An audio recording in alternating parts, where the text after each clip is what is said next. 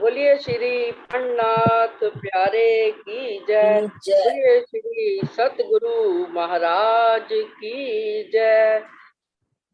सर्व सुंदर साथ की जय।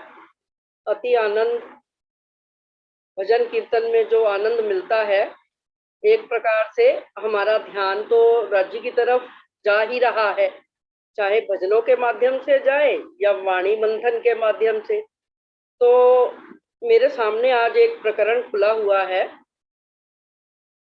क्योंकि हम प्रेम की ही बात कर रहे हैं कि सखियां कृष्ण के प्रेम में जिस तरह से ब्रज लीला में दीवानी हो गई थी, सारा घर का काम करते हुए भी अपने प्राण वल्लभ श्री कृष्ण को मिलने के लिए किसी ना किसी बहाने से निकल जाती थी। उसी तरह आज भी यदि हम इस वाणी की पहचान करके, वाणी के द्वारा धाम धनी की पहचान करके, कि जो धाम धनी के साथ हमने ब्रिज में जिस तरह से लीलाएं की थी, इस कलयुग में, वो तो द्वापर युग में हम आए थे, इतने में इतना युग बीत गया, युग परिवर्तन हो गया, मोहम्मद साहब भी आ गए बीच में, उसी के उसके पश्चात हम सखियां पुनः इस माया में आ गई। तो लाडलियां लाहूत की जाकी असल चौथे आसमान, बड़ी बड़ाई इनकी जाकी सिफत करे सुभान। किरंतन वाणी का ये प्रकरण है। ब्रह्म सृष्टियों की ही महिमा इस प्रकरण में बताई गई है कि ब्रह्म सृष्टि ब्रह्म के समान ही है। वो कहाँ रहने वाली है? चौथे आसमान लाहूत, क्योंकि ये भाषा लाहूत अरबी भाषा में कहा जाता है और हिंदी में परम धाम कहा जाता है, क्योंकि ब्रह्म सृष्टियों के आने से पहले हर भाषा में, हर भाषा के धर्म ग्रंथ में ब्रह्म सृष्टियों की पहचान बताई गई थी। कुरान में उनको लाडलियां लाहूत की कहा कि वो अपने प्रियतम की लाडली लाहूत की जो है, चौथे आसमान में रहने वाली, अपने परम धाम के में रहने वाली, आनंद में विचरण करने वाली, वही सब ब्रह्मात्माएं इस संसार में भी आएंगी। वो ब्रह्म प्रियाएं कैसी हैं? उनकी सिफत तो स्वयं परमात्मा करते हैं। सुंदर साथ जी, ये यदि हम अपने आप को ब्रह्मात्मा समझते हैं, तो हमें ये विचार करना चाहिए कि हमारी रहनी कैसी होनी चाहिए। जिस तरह हम ब्रिज में हमारी रहनी थी, जिस तरह से हम तुरंत इस संसार को गाय के बछड़े के खुर से भी छोटा समझकर पार करके अपनी सुरता को, शरीर हमारे वहीं सो रहे थे ब्रिज में, अपने अपने घरों में, लेकिन हमारी सुरता देह को त्याग करके तुरंत रास में पहुंच गई थी। बड़ी बड़ाई इनकी जाकी सिफत करे सुभान। ये ब्रह्मात्माएं वही ब्रह्मात्माएं हैं जो कृष्ण जी के साथ लीला करते हुए तुरंत इस संसार को उन्होंने तिनके के समान छोड़ दिया था। तो आज क्यों हम इतने मोह में फंसे हुए हैं? आज क्यों इस संसार के दुखों में हम भटक रहे हैं? इन छोटे छोटे दुखों को ही अपना बड़ा दुख मानकर, असल मानकर, इन सुखों को ही असल सुख मानकर क्यों भटक रहे हैं? हम तो परम धाम में रहने वाले हैं, असल आनंद में रहने वाले हैं। तो फिर हम उस आनंद को याद करते हुए अगर करते रहेंगे, जिस तरह हम इस सत्संग में याद कर रहे हैं, उस तरह इस सत्संग की याद हर वक्त अपने दिल में बनाए रखें और दुनिया के काम भी करते रहें। क्योंकि श्री जी ने कहीं भी ब्रह्मवाणी में, पीतक में कहीं भी नहीं लिखा कि हमें अपने घर परिवार छोड़कर जंगलों में तपस्या के लिए जाना है। ऐसा कहीं भी हमें आदेश नहीं मिला। तो क्योंकि संसार में भी जो बड़े बड़े ज्ञानी हुए हैं, वो यही कहते हैं कि माया में रहकर ही संसार से भागे फिरते हो, भगवान को तुम क्या पाओगे? कि संसार से भाग गए, लेकिन दिल से संसार नहीं गया। हमें संसार को अपने दिल में नहीं रखना है। दिल में किसे रखना है? अपने प्राण वल्लभ, प्राण प्रियतम धामधनी अक्षरातीत श्री राज्य को ही रखना है। दिल में अगर हमारे संसार बस गया तो हम दुखों में ही उलझे रहेंगे और हमारा जीव भी कभी भव सागर से पार नहीं हो पाएगा। क्यों? क्योंकि इस पिंड में, इस जो शरीर है, मनुष्य का जो वजूद है, इसमें जीव भी है, ईश्वरीय अंश भी है और ब्रह्म सृष्टि का अंश भी है। तीनों इसमें शामिल है। जीव हमें संसार की तरफ खींचेगा, ईश्वरीय गुण हमें भक्ति भजन की तरफ ले जाएंगे। अगर हमारा ब्रह्म भाव जागृत हो गया तो वो हमें कहाँ ले जाएगा? सीधा धामधनी के चरणों में, पर ब्रह्म श्री राज्य के चरणों में हमारी सुरता ले जाएगा। तो जीव टल होसी आत्म वाली स्थिति आएगी कि ये जीव भी फिर ब्रह्म रूप ही हो जाएगा। उनकी गिनती अगली चौपाई में क्या कह रहे हैं कि सो उतरी अरश अजीम से रूहें 12,000, साथ सेवक मलायक पावे सब दुनिया दीदार।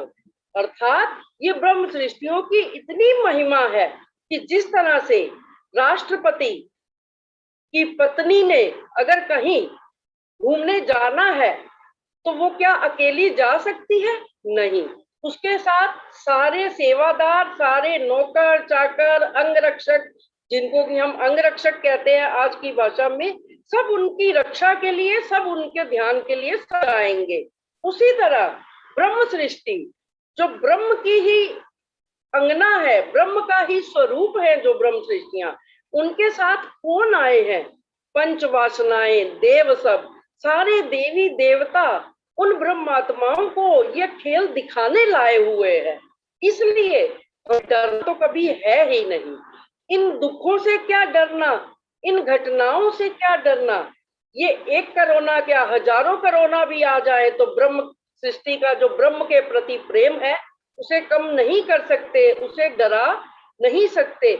यही तो राज्य की मेहर है जो हम इतने कठिन समय में भी और अधिक चर्चा वाणी से जुड़ पा रहे हैं, और अधिक भजन कीर्तन कर पा रहे हैं। ये धनी की मेहर ही है, ये कि वो हमारे अंग संग किसी न किसी रूप में हर समय विराजे रहते हैं। इसलिए भय की तो कोई बात, क्योंकि जो भय रहित हो जाता है वही ब्रह्म का दर्शन कर सकता है, वही ब्रह्म को प्राप्त कर सकता है। मोती कहे जो इनको जाको मोल न काहू होए, 12 डाली गिनती सूरत आदमी सोए। इनको मोती कहा गया है। कहा जाता है जब मोहम्मद साहब दर्शन के लिए जो मेराज की रात्रि में जब दीदार के लिए पहुंचे तो उनके आड़े जर और मोतियों का, जरी और मोतियों के 2 पर्दे थे। फिर उसमें से ही जब उन्होंने रूहों का दीदार किया तो राजी महाराज से बात में पूछा कि ये मोतियों के मुंह पर कुलफ क्यों है, इनको मोती कहा। जिस तरह से अभी हम भजन में कह रहे थे ना कि एक एक मोती चुन के सखियों की माला बनाई है, वही बात हमें धनी कह रहे हैं कि इन मोतियों के मुंह पे कुलफ क्यों है, क्योंकि इन्होंने खेल मांगने का गुनाह कर लिया, इसलिए ये चुप बैठी हैं। क्योंकि हमारे जो मूल तन है मूल मिलावे में, वो राज्य के श्यामा जी के चरणों में विराजमान है, बैठे हैं, किंतु आंखें खुली होने पर भी वो उनको देख नहीं पा रहे, क्योंकि उनकी नजर इस खेल में उतर आई है।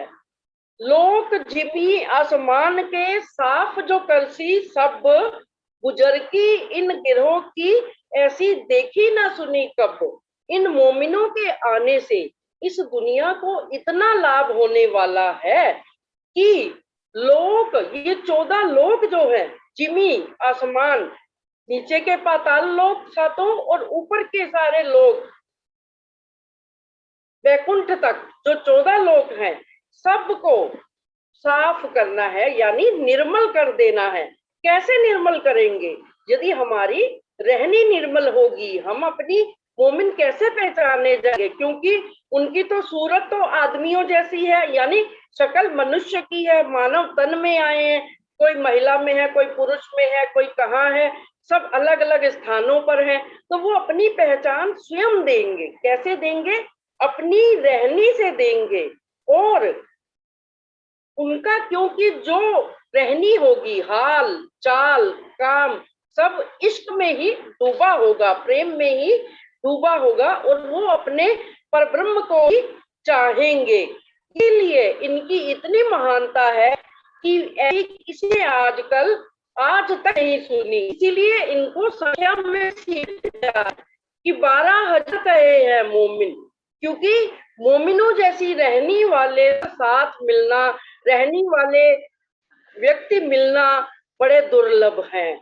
क्योंकि ब्रह्म सृष्टि तो ब्रह्म के समान ही हो जाती है, यानी उसे कोई भी निंदा से, किसी के भी अपशब्दों से कोई भी प्रभाव ही नहीं पड़ता। इसीलिए महामती जी उनकी तारीफ करते हुए क्या कह रहे हैं, महामत रूहें जो ब्रह्म सृष्टि की, सो सब साहेब के तन, दुनिया करी सब कायम, सही भय मोहम्मद के वचन। अर्थात महामती जी कह रही हैं कि वो जो ब्रह्म आत्माएं इस खेल को देखने आई हैं, वो सब साहेब यानी हमारे धाम धनी, हमारे हादी, हमारे सतगुरु, हमारे परब्रह्म परमात्मा, हमारी आत्मा के मालिक, उन्हीं के ही तन हैं।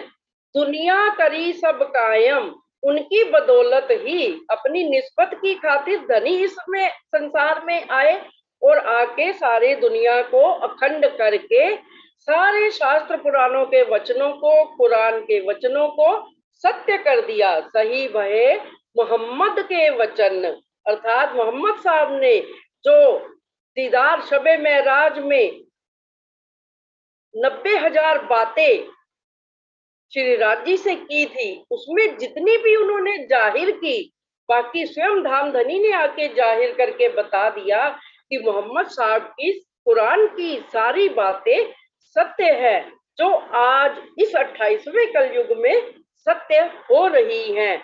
और उनका सारा दायित्व तो अब ब्रह्म सृष्टियों पर ही है कि ब्रह्म सृष्टियों की जैसी महिमा कही गई है, यदि वे उसके अनुरूप आचरण करती हैं तो राजी महाराज का हृदय, वो तो वैसे तो दुखी होते ही नहीं, आनंद के सागर है, मेहरों के सागर है, अपार मेहर के सागर है। तो इसलिए हमें प्रयास यही करना है कि हमारी वचनों से, हमारी वाणी से, हमारे कर्म से और हमारे किसी भी बात से किसी का दिल न दुखे, तो ही हम ब्रह्म सृष्टि होने का दावा हमारा सत्य होगा। लाडलियां लाहौत की जाकी असल चौथे आसमान। इन्हीं शब्दों के साथ मैं इस प्रकरण की चर्चा को विराम देती हूँ और चौपाई दोहराते हैं। महामत कहें जो रूहें ब्रह्म सृष्टि की, सो सब साहेब के तन, दुनिया करी सब कायम, सही भय मोहम्मद के वचन, सही भय मोहम्मद के वचन। बोलो श्री प्राणनाथ प्यारे की जय, बोलिए श्री सतगुरु महाराज की जय।